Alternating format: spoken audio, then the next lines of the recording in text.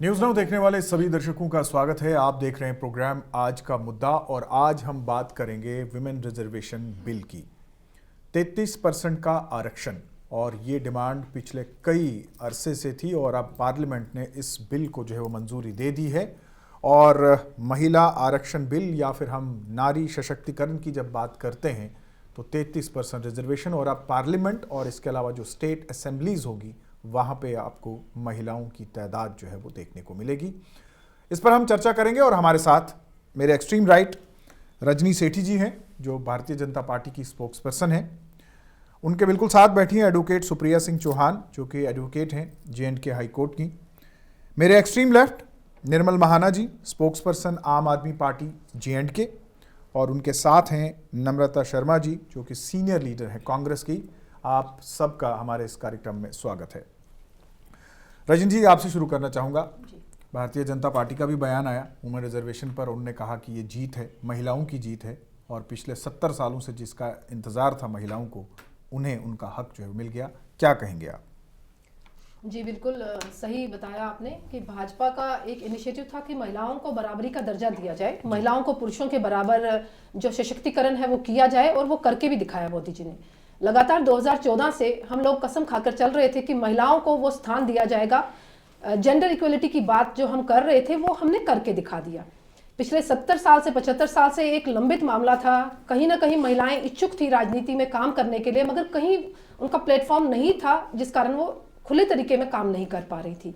इस बिल को लाकर, इस बिल को पेश कर और इस बिल को पास करवाकर लोकसभा में भी और राज्यसभा में भी कहीं ना कहीं भाजपा ने दिखा दिया कि वो महिलाओं के लिए कितनी सीरियस है और महिलाओं के लिए वो आगे भी काम करेगी। जो महिलाओं के आगे ले जाने का मकसद भाजपा का है, चाहे वो विधानसभा में हो, चाहे वो हमारे संसद में हो, कहीं ना कहीं वो उस पर खरी उतरेगी। ये मोदी जी ने करके दिखाया। सुप्रिया जी, एज एन एडवोकेट, कानूनी दानिश्वर हैं आप, क्या कहेंगे? कितना बड़ा कदम है ये? बहुत बड़ा कदम है फ़हीम जी। बहुत ही अच्छा टॉपिक जिसको मुझे लग रहा है इट्स हॉट टॉपिक नाउअडेज और 2 दिन पहले ही इसको राज्यसभा ने पास किया है। देखें, एक सरकार इसका क्रेडिट नहीं ले सकती क्योंकि अगर आप देखेंगे कि 1989 में राजीव गांधी जी जो उनकी गवर्नमेंट थी उसके द्वारा ये सीड को प्लांट किया गया क्योंकि बहुत लॉन्ग पेंडिंग डिमांड्स थी एक्टिविस्ट की, विमेन एक्टिविस्ट की। आपने खुद देखा होगा, अगर आप 96 का एक फोटो देखेंगे तो ह्यू एंड क्राई पार्लियामेंट के बाहर था और चिल्ला रही औरतें लेटी हुई हैं, लाठी चल रही है उन पर कि भाई हमें रिजर्वेशन दो, क्योंकि हमें भी कुछ ऐसी जगहों पे आना है जहां हम अपनी औरतों की डिमांड को प्रोजेक्ट कर सकते हैं। अभी भी, आज भी 2023 में भी हमें अच्छा डिसीजन मेकर नहीं माना जाता। अगर 50 आदमी हैं और अगर एक औरत कुर्सी पे उनके बराबर बिठा दी जाती है तो कहा जाता है कि देखें जी, आप you have been given duly representation, so it's okay, now don't demand कि अब 50:1 इज ओके, 2, 3, 4, 5 नहीं आनी चाहिए। तो मुझे ये लगता है giving reservation to people who are unrepresented is a good step. लेकिन क्या ये रिजर्वेशन होगी? क्या ये सुप्रिया चौहान के लिए रिजर्वेशन है? क्या ये किसी ABZ किसी के लिए रिजर्वेशन है? या जो ऑलरेडी लोग बड़े बड़े कद्दावर नेता हैं, अगर मैं जम्मू कश्मीर की बात करूंगी, मैं कहीं और क्यों कहूं, क्या जो एक कॉन्स्टिट्यूएंसी जहां से फारूक साहब आते थे या गुलाम नबी आज़ाद साहब आते थे या और कद्दावर नेता बड़े बड़े हमारे शर्मा जी, श्यामलाल शर्मा जी, बहुत सारे लोग हैं, अगर वो आते थे, क्या आपको नहीं लगता है कि वो पीछे चेहरा रहेंगे और आगे मुखोटा उन्हीं का कोई बंदा होगा और एक तरफ सुप्रिया होगी? सुप्रिया को सोचना पड़ेगा क्या मैं जीतूंगी कि नहीं। So giving it a practical shape is a big task। जो आप देखेंगे अमूमन बड़े बड़े लोगों ने बात की कि क्या ये पॉसिबल हो पाएगा। तो मुझे ये लगता है कि इस चीज को प्रैक्टिकलिटी देने के लिए ग्राउंड है ना, उस पे काम करना पड़ेगा। औरतों को आपको रियलाइज करना पड़ेगा, लेडीज को खुद रियलाइज करना पड़ेगा, ना कि डमी बनना है। डमी नहीं बनना है। मेरे हस्बैंड पहले कुछ और थे, अब वो विमेन रिजर्व हो गई तो बीवी को आगे ला दिया, बहन को ला दिया, किसी रिश्तेदार को ला दिया। वो औरतों को रियलाइज होकर उसमें औरतों को यूज नहीं होना। तो मुझे ये लगता है कि it's a commendable step by the government and appreciations applauds to all the successive governments. क्या वो PV नरसिम्हा साहब की गवर्नमेंट थी, क्या वो वाजपेयी साहब की गवर्नमेंट थी, क्या 2004 में मनमोहन सिंह जी की गवर्नमेंट थी, क्या वो आज मोदी जी की गवर्नमेंट है? 14 से लेकर सबने काम किया है। बहुत अच्छा लगा कि किसी ने यूनानिमसली, ऑलमोस्ट 2 ही अपोजिशंस थी, सबने माना है। लेकिन सबसे बड़ा टास्क अब शुरू होता है कि क्या एक औरत ग्राउंड लेवल पर सशक्त होगी या वही जो लेगेसी है वही कैरी फॉरवर्ड? जी निर्मला जी बिल्कुल सही कहा सुप्रिया जी ने कि अभी इंतज़ार की घड़ियां बहुत लंबी है। देश में सेंसस होने के बाद एब्सोल्युटली ये जो आरक्षण है ये दिया जाएगा, तो वक्त अभी बहुत है। लेकिन दूसरी तरफ एक बात इन्होंने और कहा कि ये जो फाइट है, ये जो जंग लड़ी है, सिर्फ भारतीय जनता पार्टी की नहीं है। क्रेडिट जो है वो सिर्फ भारतीय जनता पार्टी ना लें, बल्कि इतिहास में अगर देखा जाए तो सभी राजनीतिक पार्टियों ने महिला सशक्तिकरण की बात की है और इस रिजर्वेशन की डिमांड हर लोकसभा या राज्यसभा में जो है वो रखी गई है। क्या कहेंगे आप? सबसे पहले तो आप सबको नमस्कार। एंड मेरे से पहले जो पैनलिस्ट हैं दोनों ने बहुत अच्छी बात बोली है कि हम खुद औरत होते हुए अगर इसका पुरजोर समर्थन नहीं करेंगे तो मुझे लगता है वो गलत बात होगी। कोई भी पार्टी कुछ भी अच्छा इनिशिएटिव लेती है जो एज ए सोसाइटी जिसके लिए बेनिफिट होती है, जिससे तो वो हमेशा वेलकम स्टेप होता है। और इस गवर्नमेंट ने अगर ये स्टेप लिया है तो credit goes to all the parties, जैसे सुप्रिया जी ने बोला, बिकॉज इनिशिएट जो किया था वो बहुत सालों पहले ईयर बता दिया गया है, सब ने इनिशिएट किया है उसको। एंड डेफिनेटली कोई भी बिल जब पास होता है, चाहे लोकसभा में हो चाहे राज्यसभा में हो, मैक्सिमम नंबर ऑफ जब वहाँ पे जब बिल पास करने के लिए आपकी जब वोटिंग होती है तो तभी होती है। तो अभी तक सब मिक्स एंड मैच हो रहा था, बट जब पूरे 100% तो नहीं मैं बोलूँगी, पर जिस तरीके से अभी ये चल रहा है, गवर्नमेंट अभी जो चल रही है भारतीय जनता पार्टी की, सब मैक्सिमम नंबर पे है। बट इसके साथ साथ क्योंकि कांग्रेस ने इनिशिएट किया था तो उन्होंने भी समर्थन किया, बाकी इंडिया अलायंस की जितनी भी पार्टीज हैं सब ने इसको इनिशिएट किया है, बहुत अच्छा स्टेप है, number 1। Number 2, we as ladies, मैं पहले भी आई थिंक आप ही के प्रोग्राम में मैंने बोला था कि जब भी हम कोई मुद्दा औरतों से रिलेटेड उठाते हैं तो दिमाग में एक पता नहीं क्यों ये आता है कि फिजिकली हम लोग उतने काबिल नहीं हैं जितने मेन फोक होते हैं। And we have proved everybody wrong. हमारे जितने भी अभी आप आजकल आप देखिए बच्चियां एयरफोर्स में जा रही हैं, आर्मी में जा रही हैं, और आर्मी में इन्फेंट्री पे बॉर्डर पे जा रही हैं, सियाचिन में पोस्टेड हैं, पायलट्स बन रही हैं एंड फाइटर पायलट्स बन रही हैं, हर जगह हैं, मतलब you name a thing. And women have reached mount Everest पे। हमारे यूनिट के एक ऑफिसर हैं, उनकी 2 बच्चियां थी जिन्होंने वर्ल्ड की सारी टॉप 7 जो चोटियां हैं दोनों बहनों ने फतह की हैं। तो ऐसा नहीं है कि हम नहीं कर सकते, और ये तो ऐसी कोई बड़ी बात भी नहीं होती है। घर के हम डिसीजन लेते हैं, एक औरत ही घर चलाती है। जब हम घर के और परिवार के और पूरे कुटुंब को चला सकते हैं तो हम वहाँ क्यों नहीं चला सकते, वहाँ अपना पक्ष क्यों नहीं रख सकते। नंबर 3 जो बड़ी इंपॉर्टेंट चीज़ है, सी देखिए, चाहे राज्यसभा हो चाहे लोकसभा हो या आप यहाँ असेंबली में आप देख लीजिए, बहुत सारे ऐसे मुद्दे होते हैं जो मेन फोक नहीं उठाते हैं। जैसे हम पहले भी सुप्रिया जी ने भी बताया कि फॉर एग्जांपल जैसे बच्चियाँ हैं और स्कूल्स में जो जाती हैं, कितनी उन्हें प्रॉब्लम्स होती है ड्यूरिंग जब उनके पीरियड्स होते हैं, तो वो जो इश्यूज होते हैं, एंड ये गवर्नमेंट का काम है जो डाउन ट्रोडन एरिया से बच्चियां आती हैं, उनके लिए जो भी फैसिलिटीज़ हैं वो प्रोवाइड स्कूलों में करवाने या वर्क प्लेसेस में जहाँ पे भी हैं, तो उसको जो अंडरस्टैंड है वो एक औरत ही अच्छे से कर सकती है, और दोनों पार्लियामेंट्स में मुद्दे उठा सकती है, इवन असेंबली में भी मुद्दे उठा सकती है।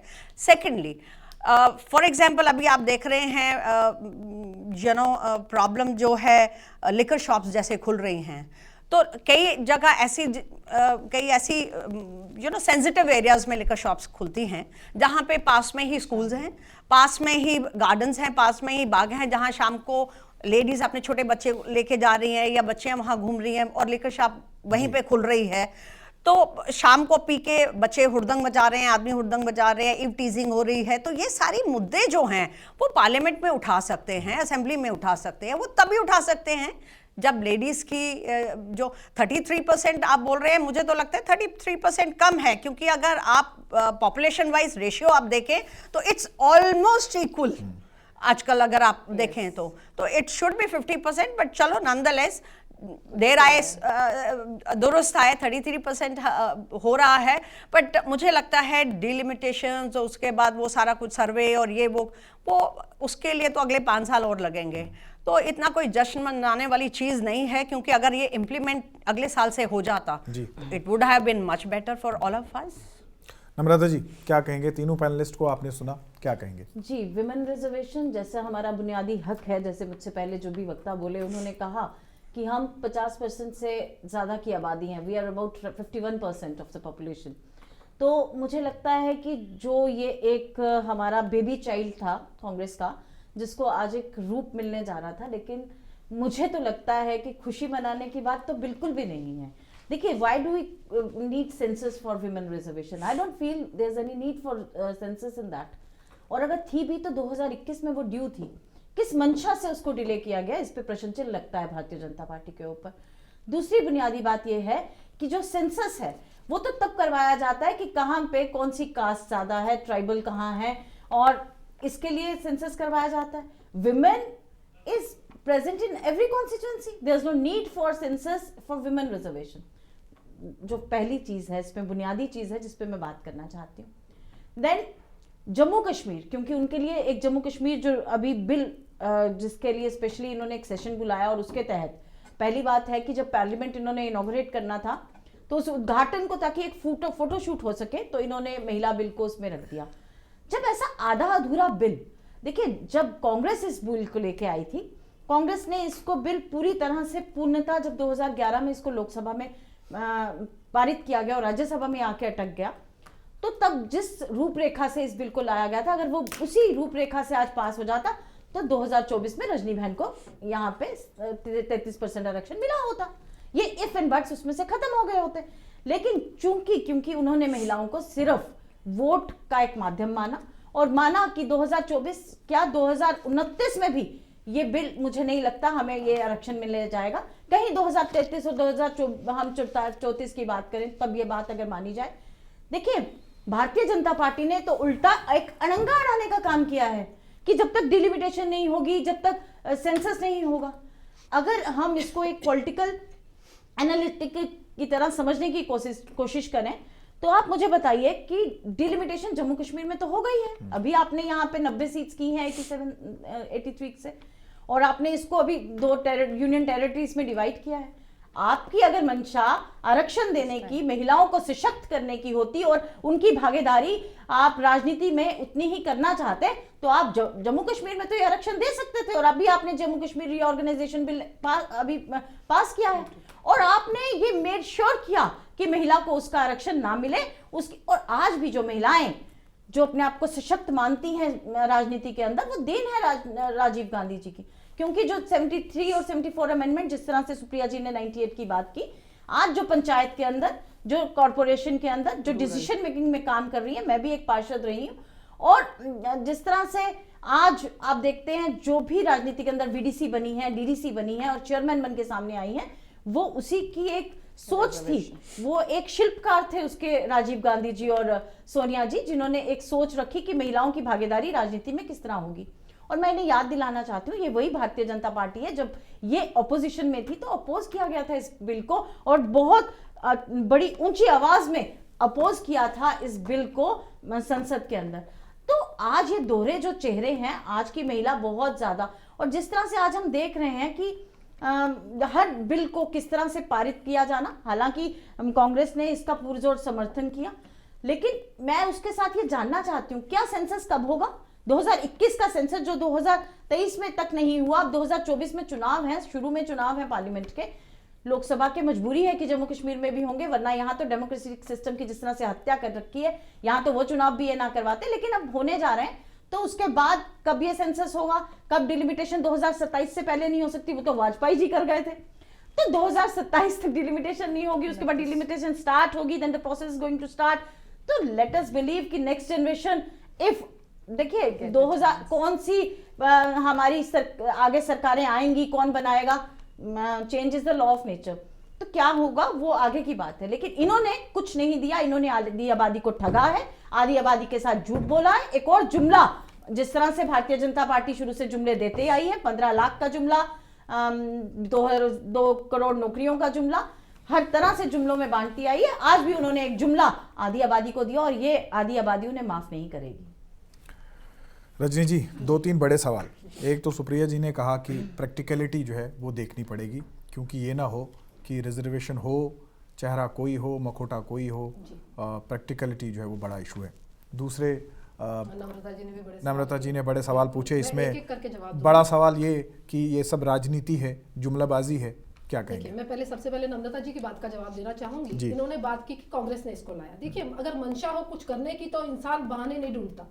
अगर इनकी मंशा होती करने की तो मुझे लगता है 2010 में जब इन्होंने राज्यसभा से इसको पारित किया था, लोकसभा में अटका दिया था कि कहीं ना कहीं सरकार गिर जाएगी। आरजेडी और समाजवादी पार्टी ने इसका समर्थन नहीं किया। अपनी सरकार ना गिरने के कारण इन्होंने इस बिल को समर्थन नहीं किया। उन्होंने सोचा अपनी सरकार बचा लेते हैं, बाद में बिल जाए बाढ़ में। महिलाएं तो वैसे भी वोट करती हैं, बेवकूफ होती हैं, तो वो वोट करती रहेंगी। मगर आज की महिला बड़ी सक्षम है और बड़ी जागरूक है। 1952 से 5% महिलाएं थी जो राजनीति क्षेत्र में, पहली लोकसभा में। जी, पहली लोकसभा में। 2023 तक आते आते अभी भी 15% लोकसभा में है और 14% राज्यसभा में है। तो कहने का मतलब है कि इतने साल के गैप में भी हमारी महिलाओं की गिनती कितनी बड़ी। इतने सालों में सरकार किसकी रही? कांग्रेस की। भाजपा की तो सरकार अभी 8-10 सालों में रही है, जिसमें उन्होंने बहुत बड़े बड़े डिसीजंस भी लिए हैं। चाहे मैं राम मंदिर की बात करूं, चाहे मैं धारा 370 खत्म करने की, और सबसे जरूरी जो बात की 35A को खत्म किया उन्होंने जम्मू कश्मीर में। कहीं ना कहीं जेंडर इनइक्वालिटी जम्मू कश्मीर में थी। 33% तो बाद की बात है, मगर कहीं ना कहीं महिलाएं यहाँ हक नहीं पा रही थी इतने सालों से। तो वो किसकी देन है? वो भाजपा की देन है। इन्होंने अभी गिनवाया कांग्रेस ने क्या किया। कांग्रेस ने आज तक सिर्फ महिलाओं को यूज किया, महिलाओं को वोट लेने के लिए इस्तेमाल किया, जो आज तक कांग्रेस करती आई है। आपने देखा कि पिछले दिनों में 3 स्टेट्स में रिजल्ट आए जिसमें भाजपा को सबसे ज्यादा वोट अगर किसी ने किया वो महिलाओं ने किया। तो ये भी इनको भूलना नहीं चाहिए। अगर कांग्रेस ने महिलाओं के लिए इतना कुछ किया था तो कहीं ना कहीं महिलाएं भाजपा को वोट नहीं करती। तो ये हम लोग मानते हैं कि महिलाएं समाज का एक अभिन्न अंग है, उनके बगैर समाज आगे नहीं बढ़ सकता। और उनको सशक्तिकरण करने का अगर काम किया है किसी ने, आदरणीय मोदी जी ने किया है। मोदी जी समझते हैं कि महिलाएं राजनीति में काम कर रही हैं, मगर उनको उनका स्थान नहीं दिया जा रहा। मेरी बहन ने बात की, सुप्रिया जी ने, कि प्रैक्टिकली क्या उसको अमली जामा पहनाया जाएगा। मुझे लगता है, मैं भी इसी फेवर में हूं कि उन्हीं महिलाओं को सशक्त करना चाहिए जो महिलाएं इतने सालों से फील्ड में काम कर रही हैं, जो राजनीतिक क्षेत्र से हैं, जिन्होंने अपने जिंदगी के 15 से 20 साल राजनीति में लगा दिए हैं, जिन्होंने निस्वार्थ भाव से लोगों की सेवा की है। तब ये कोई इशू नहीं था कि हमारी रिजर्वेशन होगी। मेरी बहन ने बताया कि 50% होना चाहिए। बिल्कुल 50% होना चाहिए। हम आधी आबादी रखती हैं, महिलाएं उसका हक रखती हैं, हम कभी उससे नकार नहीं रहे। मगर क्या इसकी आवाज आज तक किसी पार्टी ने उठाई? अगर आज हमें 33% मिल रहा है, ये भाजपा की देन है। इसीलिए हम धन्यवाद कर रहे हैं मोदी जी को कि अगर हमारी महिलाओं की समस्याएं किसी ने समझी हैं, महिलाएं राजनीतिक क्षेत्र में काम कर रही हैं। एक बात जरूर कहना चाहूंगी फहीम जी, राजनीति में महिलाएं आज तक आगे नहीं आ पाती। क्यों नहीं आ पाती? क्योंकि पुरुष प्रधान समाज है। मैं किसी ABC किसी का नाम नहीं लूंगी, मगर मुझे जहां तक लगता है कि कोई भी मंत्री किसी भी महिला का शोषण कर सकता है कि तुझे मैं यहां से सीट लड़वाऊंगा, तू मेरे अकॉर्डिंग काम कर। अब इससे हमारा रास्ता खुल गया कि हम 33% रिजर्वेशन हो गई। एक महिला काम करके खुद को साबित करेगी, किसी मंत्री के पीछे नहीं भागेगी, किसी MP के पीछे नहीं भागेगी कि मुझे वहां पर सीट लड़वाई जाए। अगर उसमें काबिलियत होगी, अगर उसने काम किया होगा, तो वो अपनी काम को दिखाकर लोगों के बीच जाएगी। और ये कहना उनका गलत साबित होगा पुरुषों का कि ये महिला जीत नहीं सकती, क्योंकि उन्होंने भी, महिला ने भी पुरुष के बराबर का काम किया है। तो मुझे लगता है कि एक अच्छा इनिशिएटिव है महिलाओं को खुद प्रेजेंट करने के लिए, महिलाओं को राजनीति में आगे लाने के लिए। सुप्रिया जी क्या कहेंगे? तीनों पैनलिस्ट को आपने सुना। बिल्कुल, मैं जो ये लास्ट वाली बात मैम ने कही, रजनी मैम ने, मैं इसके साथ इत्तेफाक नहीं रखती हूँ। क्योंकि बहुत देर से बहुत सारी जम्मू की बात करेंगे, कश्मीर की तो 300 किलोमीटर का फ़र्क है, हम एक ही हैं। बड़े सारे कोशिशें की जाती है हमें अलग करने की, हम एक हैं, लेकिन प्रैक्टिकली 300 किलोमीटर का डिस्टेंस है। तो मैं जम्मू की बात करूँगी। मुझे नहीं लगता कि अभी तक मुझे किसी पार्टी ने, एक्सेप्ट एक आधे किसी ने बोला होगा, किसी ने नहीं बोला, बिकॉज हम भी, I feel I am working since 2008, समाज में भी छोटा मोटा इधर उधर आगे पीछे, किसी ने कभी नहीं कहा you come and grace the seat, किसी ने नहीं बोला। तो अगर जो एक बंदा कैमरे पे रहता है, जो एक चेहरा नोन है, अगर उसे किसी ने कभी जरूरत नहीं की बोलने की कि आप आएँ और आप हमारे लिए यूजफुल बने, तो मुझे नहीं लगता कि आम औरत भूल जाए। आप जानते हैं एक पार्टी के विदिन भी डिफरेंट डिफरेंट किस्म के लोगों को कहा जाता है, एक पार्टी के विद इन भी डिफरेंट डिफरेंट लोगों को बोला जाता है कि आप भाई कभी नहीं, उनकी भी आपस में शिकायतें हैं कि मुझे क्यों नहीं कभी बोला जाता। वहां भी आपने देखा कि इंट्रा पार्टी भी चॉइस है विमेन की, जी जी, उसको नहीं पूछना है, उसको पूछना है, उसको नहीं पूछना है, उसको पूछना है। आप मुझे बताइए वो कौन ओवरकम करेगा? अब जैसे मैम ने बहुत अच्छी बात बोली, मतलब चांसेस ऑफ एक्सप्लॉइटेशन मैक्सिमम। अब मुझे कोई कहे कि चलो मेरे साथ 5 स्टार होटल में और उसके बाद आपको असाइनमेंट दी जाएगी, तो नोबडी कैन एक्सपेक्ट दैट। मुझे कहा जाएगा कि चलो कहीं घूम के आते हैं और मुझे असाइनमेंट दी जाएगी, मैं नहीं कर सकती। लेकिन बात वही इनकी आती है कि औरत को रियलाइज करना पड़ेगा। आप देखें आज की नहीं, पार्टीज ना बार बार क्लेम करती हैं मैंने ये किया, उसने ये किया। आपने तो कभी एक्टिविस्ट की बात नहीं की जो डंडे खाते हैं रोड पे।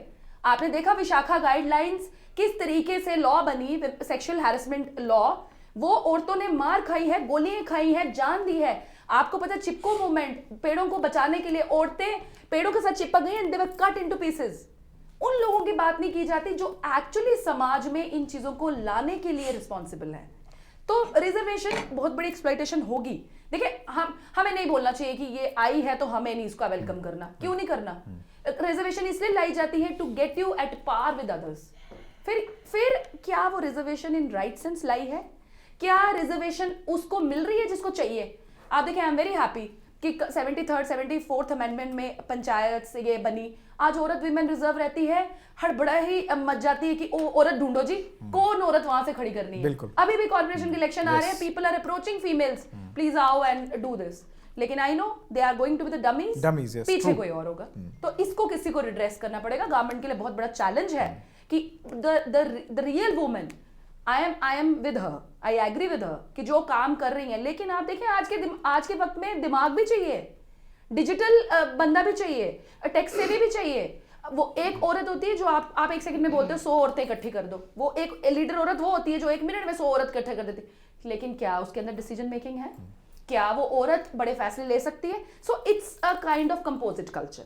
You need a leader also, you need a person who gets people, सब कुछ आपको चाहिए। तो हमारी यार्डस्टिक एक नहीं हो सकती, हमारी यार्डस्टिक होनी चाहिए बेसिकली डेवलपमेंट, जो हम सब भूल चुके हैं। मैं देखती हूँ हर दिन मीडिया में उसने इसको वीडियो बना दी, उसने इसको गाली दे दी। I have never seen the ruling party, I have never seen the opposition discussing development of India. Nobody is talking about youth, nobody is talking about drugs, nobody is talking about the narco terrorism. हमारे बच्चे मर रहे हैं रोज, कोई बात नहीं करता। तो रिजर्वेशन आई है, लेट्स सी, अगर मंशा यही है कि राइटफुल लोग, डिजर्विंग लोग, अगर जिस दिन मुझे लगेगा कि हाँ मैं एक चैनल के थ्रू बन गई, तो definitely it's going to be boon. लेकिन अगर मुझे पैर पड़ने हैं तो I don't need this reservation. If मुझे अपनी डिग्निटी को कॉम्प्रोमाइज करनी है, I don't need this reservation.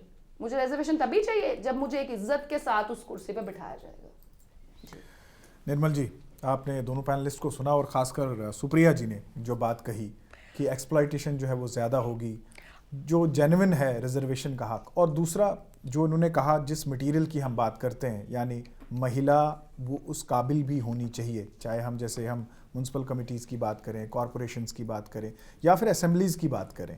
तो एक्सप्लॉइटेशन और दूसरा वो स्टफ़ जो पब्लिक को चाहिए, जो काम कर सके, जो पब्लिक की जो ग्रीवेंसेस हैं या फिर पब्लिक के उस कसौटी पे उतर सके जिसकी तलाश रहती है।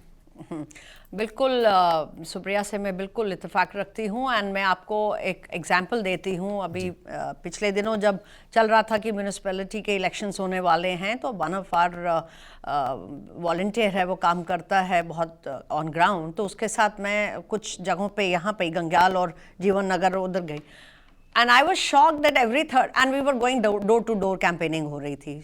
सो when I was asking them, जो भी पढ़े लिखे लोग थे उनसे मैं पूछ रही थी कि कॉर्पोरेटर यहाँ का कौन है, तो वहाँ की कॉर्पोरेटर जो जीती हुई हैं वो एक लेडी हैं। बट दे सेड हमने पिछले 8-9 महीने से 1 साल से उसकी शक्ल नहीं देखी। तो उनका पॉइंट भी पूरा हो गया।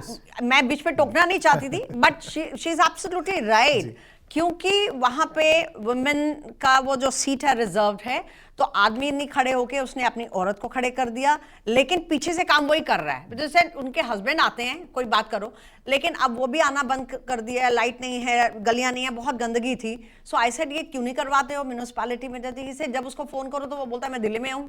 मैं उस मिनिस्टर के साथ हूँ, उस मिनिस्टर के साथ हूँ, एंड उसकी वाइफ तो हमने कभी देखी ही नहीं है। तो rightly so, because you see राजनीति में आ तो जाएंगे सारे, लेकिन क्या वो क्रेडेंशियल्स हैं हमारी औरत में? Yes, true. क्या वो उतनी पढ़ी लिखी है?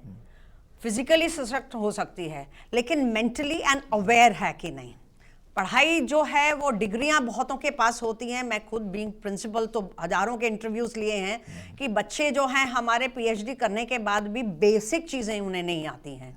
सी रट्टा मार के आप एग्जाम्स तो पास कर लोगे। So what I mean to say, even if any lady who is class 12th pass but who is well aware, जो न्यूज़पेपर भी पढ़ रही है, न्यूज़ भी सुन रही है, दुनिया के बारे में खबर भी है उसको, पड़ोस में क्या हो रहा है, स्टेट में क्या हो रहा है, नेशन में क्या हो रहा है, इंटरनेशनल अफेयर्स में क्या हो रहा है, उन सारी चीज़ों की जानकारी होनी पे। आफ्टर ऑल हमारा जो अभी जो बीजेपी का नारा अभी जो लेटेस्ट अभी लगा है, विकसित भारत, तो विकसित तो वो तभी होगा ना जब हम बाकी देशों के साथ अपने आप को उस प्लेटफॉर्म पे, इक्वल प्लेटफॉर्म पे लाएंगे।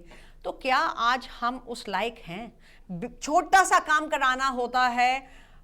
2017 से शुरू किया था मैंने, 4 लेटर्स मैंने गवर्नर साहब को लिखे, एक छोटी सी गंदगी हटवाने के लिए, वो नाला पूरा साफ करवाने के लिए। It took me 6 years Waheem ji, 6 years। अब जाके वो मैंने पर्सनल वो इंटरेस्ट लेके एमएलए साहब वहाँ के कठुआ के यहाँ आए हुए हैं, वो खुद डीसी रह चुके हैं, तो तब जाके अब मैंने वो पूरे नाले की सफाई करा के उसको बैरिकेड करवाया है पूरा बार्ब वायर से।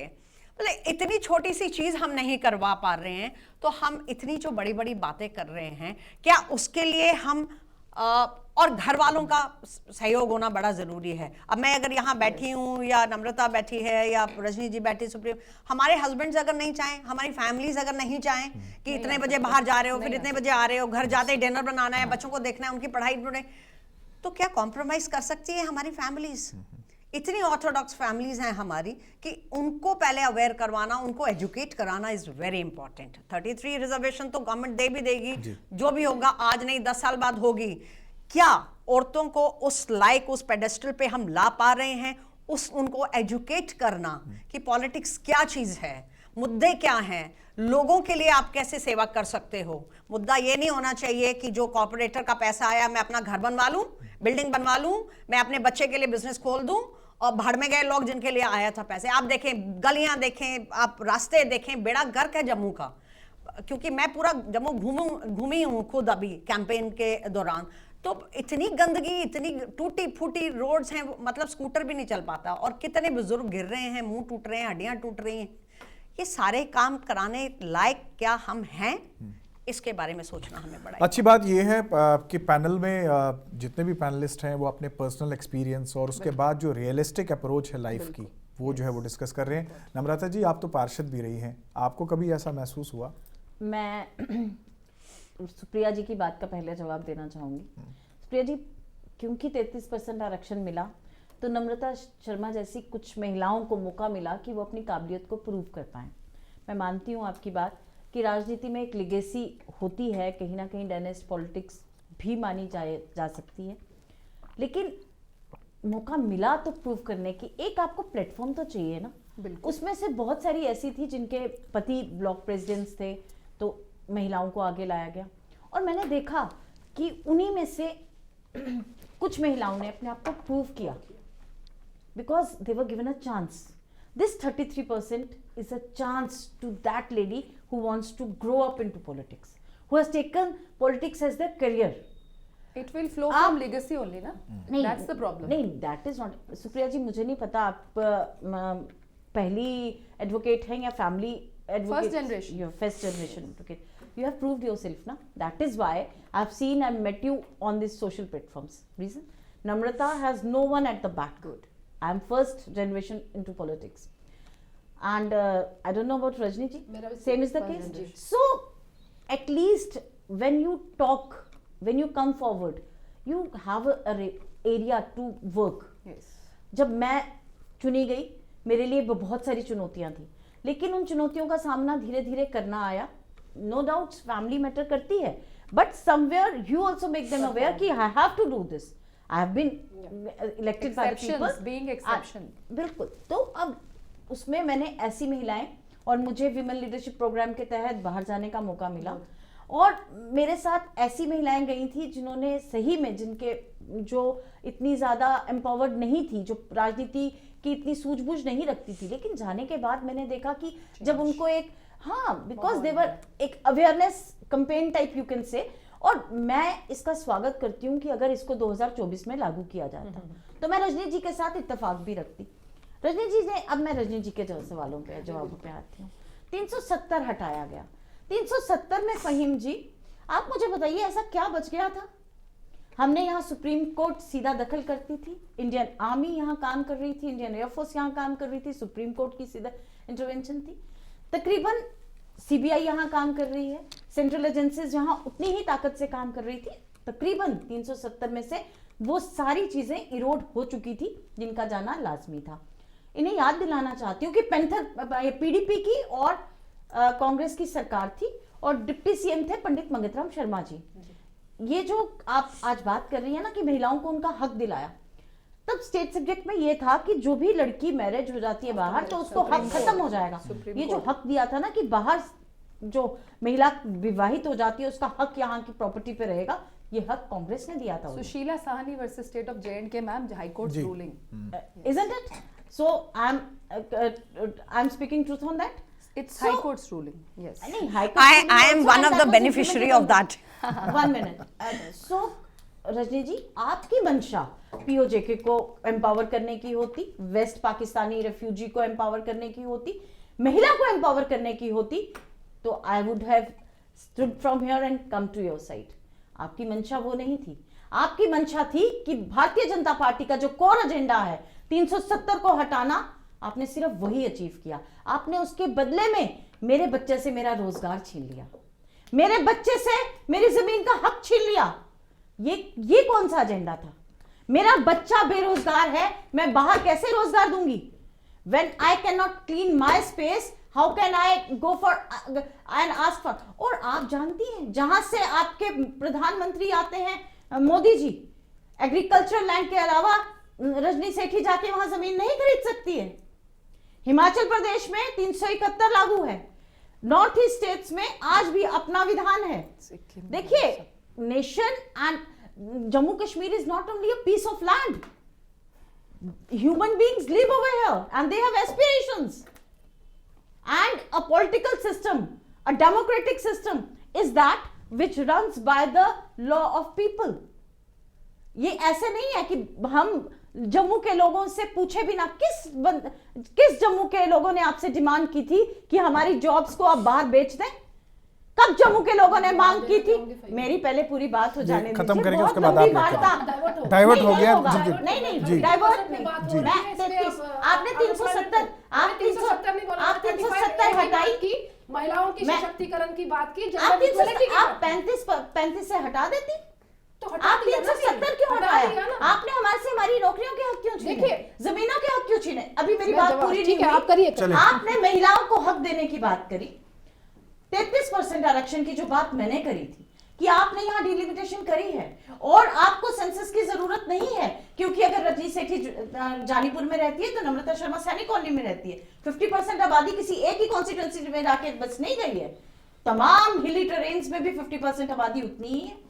आपको 33% आबादी देनी, आपने रिजर्वेशन देनी थी, आप किसी भी कॉन्स्टिट्यूएंसी को रिजर्व करते और दे देते, जैसे कांग्रेस ने किया, हमने किया, करके दिखाया कॉर्पोरेशन में। आज जो सशक्त महिलाएं आपको नजर आती हैं, और जम्मू कश्मीर की आप बात करते हैं, इसी 370 और इसी जम्मू कश्मीर में 2 महिला नॉमिनेट होके एमएलए बनती थी, जो अपने आप में आगे भी बनेंगी, जो अपने आप में एमएलसी की बात नहीं कर रही हूं, दे वर नॉमिनेटेड एमएलए लेजिस्लेटिव। और वो ये जम्मू कश्मीर वो जम्मू कश्मीर है जिसकी दूरदर्शिता तब से ऐसी थी कि महिलाओं को सशक्त करने के लिए आपको लाना है।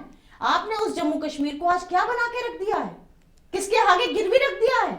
आज एडमिनिस्ट्रेशन का रूल यहाँ चलाने लग पड़े हैं। आज बिल्कुल बुलडोज किया जा रहा है हर इंसान के हकों को। जी खत्म करें। जी देखिए, नम्रता जी ने बहुत बड़ी बड़ी बातें की, 370 को लेकर नौकरियां बाहर बेच दी। मुझे लगता है इनको शायद पूरी इंफॉर्मेशन नहीं है। देखिए, जम्मू कश्मीर के लोग भी बाहर जाके रहते हैं। हम चाहते थे कि एक भारत श्रेष्ठ भारत बने, जम्मू कश्मीर को एक नया जम्मू कश्मीर बनाया जाए, उसके लिए ये पहल हुई है। डेवलपमेंट जहां बाकी स्टेट्स में होती है वो जम्मू कश्मीर में भी उसी प्रकरण से हो, उसके लिए हम लोगों ने काम किया। ना ही किसी की नौकरी बेची हम लोगों ने, ये गलत इल्जाम लगा रही हैं, ना ही किसी का जमीनों का हक छीना है। अगर हमारे जम्मू कश्मीर के लोग दिल्ली जाके जमीन खरीद सकते हैं तो दिल्ली के लोग जम्मू आके क्यों नहीं खरीद सकते? अगर ये राइट रखती हैं बाहर के स्टेट्स में जाने का, तो वहां के लोग यहाँ क्यों नहीं आ सकते? अगर हम बराबरी का दर्जा सबको दे रहे हैं तो जम्मू कश्मीर के लोगों को भी बराबरी का दर्जा बाहर मिल रहा है ना, तो बाहर के लोग यहाँ नहीं। जी मैं आप आइएगा जी। तो इन्होंने 370 की बात की, वो सुप्रीम कोर्ट का डिसीजन था जिसको अब खत्म कर दिया गया है। कहीं ना कहीं अपोजिशन के ऊपर तमाचा है कि जिसको ये एक मुद्दा बनाकर चल रहे थे जम्मू कश्मीर को वोट की राजनीति लेकर, सुप्रीम कोर्ट ने बंद कर दिया सबका मुंह कि इस टॉपिक पर डिस्कशन ही नहीं होगा, चैप्टर इज क्लोज्ड। 35A की बात इन्होंने की, महिलाओं को हक नहीं थे। मैं लगातार, मैं इसकी खुद विक्टिम रही हूं। मैं कश्मीरी पंडित फैमिली से हूं, पंजाबी लड़के से मेरी शादी हुई, मेरे सारे राइट्स खत्म हो गए थे। तो ये कह रही हैं कि क्या बेनिफिट मिला? मुझे बेनिफिट मिला। 35A खत्म होने के बाद मुझे लगता है कि मैं जम्मू कश्मीर की अब नागरिक हो गई हूं, जबकि मैं बर्थ से कश्मीरी पंडित थी, शादी मेरी पंजाबी में हुई, मगर मुझे जम्मू कश्मीर अपना नहीं लगता था। ये जवाब मैं नम्रता जी को देना चाहूंगी। ये गलत इल्जाम लगा रही है भाजपा पर। भाजपा ने लगातार महिलाओं को एम्पावर करने के लिए हर कदम उठाया है। मुझे कहने में कोई शर्म नहीं है कि कांग्रेस ने सिवाय राजनीति के जम्मू कश्मीर में कुछ नहीं किया।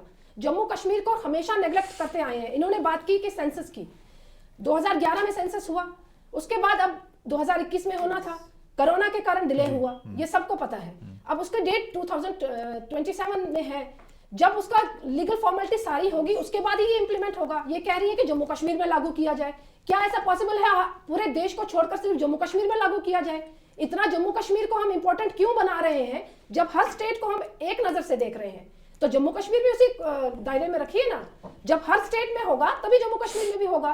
तो हम इससे सेटिस्फाइड हैं कि हमें 33% रिजर्वेशन मिली है। तो मुझे लगता है कि हमें धन्यवाद करना चाहिए इस प्लेटफॉर्म पे कि मोदी जी ने हम महिलाओं को पहचाना है, महिलाओं को उनका स्थान दिया है। सुप्रिया जी, आप कुछ ऐड करना चाहती थी? देखिए, मैं आपको एक ही बात बताऊंगी, हमें आपस में नहीं लड़ना है, हमें जो बेटरमेंट है ना उस पर बात करनी है। मुझे ये लगता है कि J&K में औरतों को शायद जो सबसे बड़ा सुशीला सानी, जिसमें महाना मैम ने भी कहा कि she has been given a right.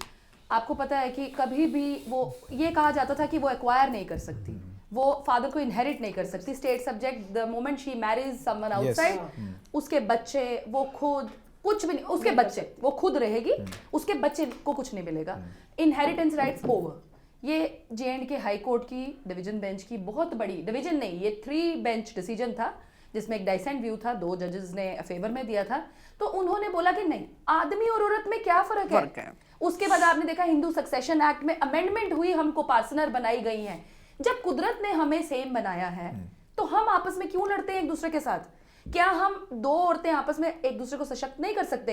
यहाँ हमें पॉलिटिक्स नहीं प्ले करनी, यहाँ ना ही रूलिंग को प्ले करनी, ना अपोजिशन को, ना ही जो अब see one thing is very clear, Supreme Court has closed doors for 370। मैं एक स्टूडेंट ऑफ लॉ हूं, अब मैं इस पर टिप्पणी नहीं कर सकती, मैं करूंगी भी नहीं till some review is filed, और कोई नहीं करेगा। अब अगर पॉलिटिकल पार्टीज इसके ऊपर कुछ, हाँ, political parties have a right to deliberate upon the issue. अब ये पॉलिटिकल हैं, आप पॉलिटिकल हैं, जो भी पॉलिटिकल बात कर सकता है, लेकिन as a student of law ईस्ट के सब दरवाजे, it has been given a very decent burial by the supreme court कि मुद्दे खत्म। अब आप उन मुद्दों पे बात करें जो एक्चुअली हैं। उन्होंने बड़ी अच्छी बात बोली कि मुझे मौका मिला, किसको मौका मिला? मैं कहती हूँ ऐसा नहीं है कि everybody is a black sheep, लेकिन आप खुद ही एक रिसर्च करें और आप मुझे बताएं, अगर 10 विमेन रिजर्व में 10 औरतें हैं तो क्या उसमें से सिर्फ 1 या 2 औरत एट द मैक्स होगी जो बलबूते पे आई है, या अगर किसी पॉलिटिकल फैमिली को बिलोंग करती है तो उसने आगे प्रूव की है अपनी वर्थ। वरना मैंने खुद देखा है, आदमी साथ में कहीं चला रहा है और वो खड़ी होकर हार, गले में हार डलवा के खड़ी है। मैं तो ऐसी औरत नहीं हूं, मैं ये रिजर्वेशन नहीं चाहती। फिर then I would love to compete. दूसरा, हर बंदा बात करता है जी, देखें, सबसे पहले मैं जम्मू कश्मीर की हूं, मुझे जम्मू कश्मीर को डिफेंड करना है, मुझे नहीं लेना लखनपुर के बियॉन्ड क्या और है। क्यों?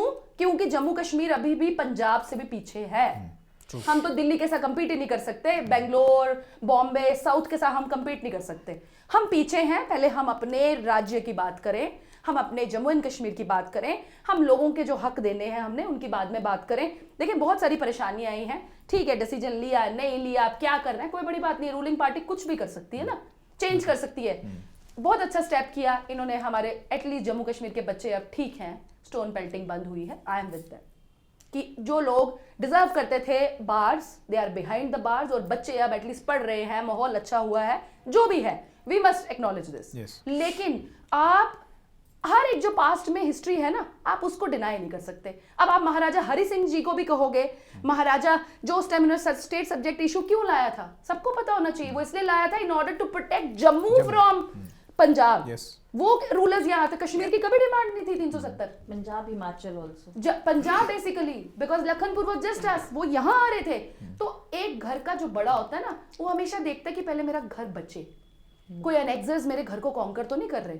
तो हमें, मुझे लगता है कि हमें, leaving our political affiliation aside, हमें एक सिंपैथेटिक व्यू होना चाहिए अपने रेजिडेंट्स के लिए। बिल्कुल, Delhi is being looked after bye it's government, every state UT is looked after.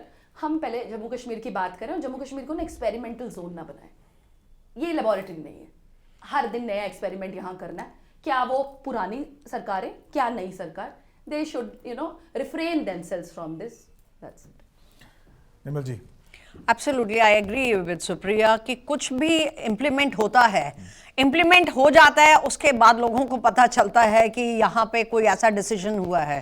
जैसे अभी थोड़ी देर पहले ही आपके साथ डिस्कशन हो रहा था, and I was not aware कि ये सारे अमेंडमेंट्स होके जम्मू इतने सारे टैक्सेस लेविड हो रहे हैं।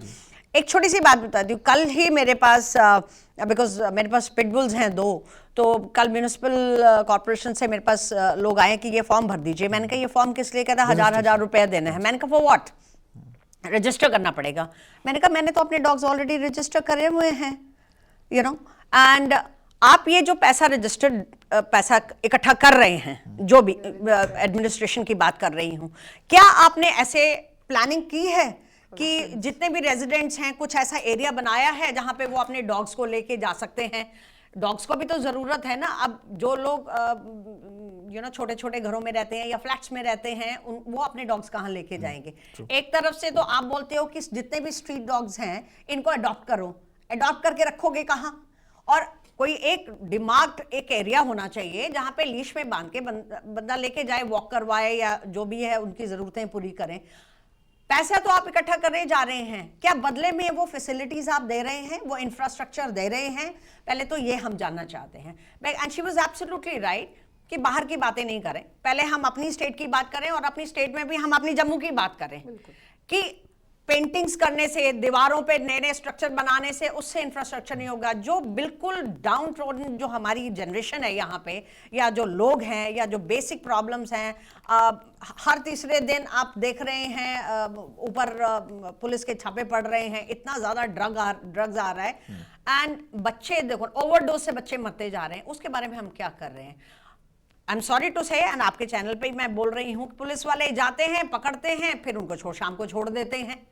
तो ये सारा का सारा, it's not that the ruling party is doing, और ये सारा का सारा जो इंफ्रास्ट्रक्चर है ना, इसको इस बारे में सोचना पड़ेगा। और जितने भी लोग बैठे हुए हैं, चाहे वो लेफ्टिनेंट गवर्नर हैं या उनके चीफ सेक्रेटरी हैं, ये उनको ये, एंड जब तक आप अकाउंटेबल नहीं लोगों को बनाते हो, चाहे आपके चीफ सेक्रेटरी हैं या सेक्रेटरीज हैं या IAS हैं, IPS हैं, ये खाली कुर्सियों पर बैठने के लिए इनको मत बनाइए ना, इन्हें अकाउंटेबल बनाइए।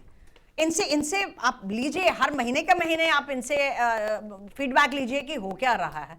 हो कुछ नहीं रहा। आप देखिए ट्रैफिक वाले चले जा रहे हैं, और पिछले दिनों मैं देख रही थी, पिछले 2 हफ्ते में इतने ज्यादा एक्सीडेंट्स हुए हैं, यंग बच्चे बेचारे मर रहे हैं। जेब से 100 रुपए का नोट निकालता है, पुलिस वाले के हाथ में दे देता है रेड लाइट पे, और ट्रक किसी भी समय निकल जाता है। रेड लाइट्स चल ही नहीं रही हमारे जम्मू में, एक साइड चलती है, एक साइड चलती नहीं, कोलिजन हो रहे हैं। तो पहले तो बेसिक चीजें करिए। एंड गवर्नमेंट स्कूलों का बड़ा बुरा हाल है। आई हैव विजिटेड 3-4 स्कूल्स, मतलब टीचर्स का तो बुरा हाल है, बच्चों का बुरा हाल है, टाटों पे बैठ रहे हैं इतनी ठंड में, फर्नीचर ही नहीं है। बेसिक मुद्दे, आप हॉस्पिटल जाएं, इतनी गंदगी है, डॉक्टर्स प्रॉपर है ही नहीं। तो पहले जो बेसिक एक सिटीजन को जो बेसिक चीजें चाहिए, चाहे उसकी हेल्थ है, चाहे उसका एजुकेशन है उसका बच्चों का, और या खाने के जो में खाली अनाज बांटने से कुछ नहीं होगा। पेट तो भर दोगे, दिमाग कैसे भरोगे? तो इन चीजों के बारे में सोचना बड़ा जरूरी है। नम्रता जी, बिल्कुल आखिर में मैं डिबेट को क्लोज कर रहा हूँ, क्या कहेंगे? मेरा टर्न है and I need to speak on it because there are many things to be spoken about. जिस तरह से मेरी बहन रजनी जी ने कहा कि जम्मू कश्मीर के बारे में सिर्फ इन्होंने सोचा और इन्होंने कहा जम्मू कश्मीर को आप इतना अलग क्यों मानती हैं, इतना श्रेष्ठ। बिल्कुल ठीक, भारतीय जनता पार्टी के लिए जम्मू कश्मीर सिर्फ 4 MP हैं या 5 MP हैं, उनके लिए यहाँ रहने वाले लोगों से कोई गर्ज नहीं है। यहाँ 370 को पूरे देश के अंदर बेचा जाता है, तभी सरकारें बनाई जाती हैं। ये कहना चाहते हैं कि सुप्रीम कोर्ट ने जो टिप्पणी की बहुत अच्छी की, उस पर मुझे भी टिप्पणी नहीं करनी है क्योंकि they have close the topic, लेकिन हमें अपनी राइट्स के बारे में बात करनी है। और इन्होंने कहा कि 370 जो था वो एक बाधा था, और इन्होंने कहा कि उन्होंने तमाचा मारा ऑपोजिशन पे। तमाचा तो उन्होंने भारतीय जनता पार्टी पे भी मारा। कैसे मारा? उन्होंने कहा कि 1947 से ही जम्मू कश्मीर भारत का अभिन्न अंग था, ये आज आपने नहीं बनाया। ये लोगों को गुमराह करते थे कि we have made integral Jammu Kashmir as an integral part of India, we were integral part of India since 1947 and we are proud Indian sitting over here. लेकिन जम्मू कश्मीर को ये जो एक स्पेशल स्टेटस की जरूरत क्यों पड़ी थी? क्योंकि दिस इज एन हिली terrain surrounded by 2 enemies, China and Pakistan. हमारी स्टेट उस तरह से डेवलप नहीं हो सकती, और हिली टेरेन होने के कारण जो पहाड़ी, हमने एक स्पेशली एक सर्टिफिकेट भी लाया था पहाड़ी के लिए, तो इसीलिए ये चीजें दी जाती है क्योंकि हमारे बच्चे जो ऊपर दूर दराज इलाके में रहते हैं, जहां पे भारतीय जनता पार्टी नहीं पहुंच पाई, इनकी एडमिनिस्ट्रेशन, इनके कमिश्नर सेक्रेटरी सिर्फ कमरे में बंद रहे क्योंकि यहाँ सरकार है नहीं। चीफ सेक्रेटरी को वो कहता है इतनी नौकरियां दे दी गई, और दी किसकी हुकूमत में गई? पीडीपी और बीजेपी की। तो अगर पीडीपी जिम्मेवार है तो बीजेपी भी उतनी ही जिम्मेवार है। देखिए, इनका शासन सिर्फ एडमिनिस्ट्रेशन चला रही है, और आज की डेट में एलजी साहब क्या कर रहे हैं इन्हें खुद नहीं पता। बात तो ये है कि ये बताएं तो बताएं किसे, सुनाएं तो सुनाएं किसे। इनका घर तो इनके अपने ही लूट गए। देखिए, जब घर को आग लग गई घर के चिराग से, एलजी साहब खुद ही घर को जलाने लगे हैं, किसी और की जरूरत नहीं है। बीजेपी के एक भी लीडर को दिल्ली में सुना नहीं जाता। ये शिकायत लेके जाते हैं एलजी के खिलाफ, कोई सुनने को तैयार नहीं, शट अप कॉल दी जाती है, go back to your place and work according to LG. So this is what is happening and this is very unfortunate for Jammu and Kashmir. Jammu के एक नक्शे से आपने एक स्टेट को हटा दिया और यूटी बना दिया। यू से कि जम्मू कश्मीर इतना स्पेशल क्यों है? आपने तो उसके विभाजन कर दिए, टुकड़े कर दिया, आज हमें डिग्रेड कर दिया। यूटी स्टेट बनती थी, स्टेट यूटीज नहीं बनती थी। नम्रता जी, खत्म करें, important issues to be discussed. और जो पॉलिटिकल रिजर्वेशन है, if it was given in 24, और ये कह रही थी कि 21 में ड्यू थी हमारे कोरोना के कारण। इनको मैं याद दिलाना चाहती हूँ, एक स्पेशल उसमें आया था कि हम साल का ले लेंगे, 22 में करेंगे। फिर इनको कहा गया, इनको स्पेशल गाइडलाइंस मिली कि आप 22 के एंडिंग में करिए, लेकिन फिर भी नहीं किया गया एक मंशा के तहत। वो मंशा यही थी कि हमने यहाँ रूल करना है और रिमोट कंट्रोल से दिल्ली द्वारा यहाँ सरकार चलानी है। किस तरह से चलाई जाएगी? हमारी यही थी कि जम्मू कश्मीर को एक नया जम्मू कश्मीर बनाना है, बस उसी इस जम्मू कश्मीर, नए जम्मू कश्मीर में हमने चीफ इंजीनियर को भी पीडीडी के धरने प्रदर्शन पे देखा। This is the new Jammu Kashmir we are seeing, without रोजगार एंड लाठियां बरसाओ लड़कियों पे, बच्चों पे, सब पे। This is new Jammu Kashmir जो पेंट किया जा रहा है, जिसकी लिपापोती की जा रही है, और बेसिक एमिनिटीज से हमें दूर किया जा रहा है, और हम पे तमाम तरह के टैक्सेस से हमें दबाया जाने की कोशिश की जा रही है। धन्यवाद। चलिए, इस डिबेट को यहीं ख़त्म करते हैं, और हम बात कर रहे हैं 33% जो महिला आरक्षण बिल जब मंजूर हो गया है, उसको मंजूरी मिली है, उसके बाद जो 33% रिजर्वेशन मिली है। अब आने वाले समय में ये देखना होगा कि जो 33% रिजर्वेशन तो मिल गई है, लेकिन सभी पैनलिस्ट को जो चिंता है कि आखिर वो महिलाएं मिलेंगी जो ये आरक्षण का हिस्सा जो है वो बन सकती हैं। तो ये जो है वो आने वाला समय ही बताएगा, और इंतज़ार जो है वो काफ़ी लंबा है। लेकिन जब भी ये आरक्षण होगा, जब भी ये हिस्सेदारी होगी, पार्लियामेंट और स्टेट असेंबलीज़ में जो है वो देखने को मिलेंगी, और हम ज़रूर देखेंगे, और जितने भी पैनलिस्ट मेरे साथ इस प्रोग्राम में यहाँ पे बैठे हैं वो भी ये देखेंगे कि आज की हुई बात इस मुद्दे में सही साबित होती है या नहीं। तो ये था आज का हमारा मुद्दा। आप सब पैनलिस्ट का बहुत बहुत शुक्रिया। फिर एक नए मुद्दे के साथ होगी आपसे मुलाकात। इजाज़त दीजिए, आदाब।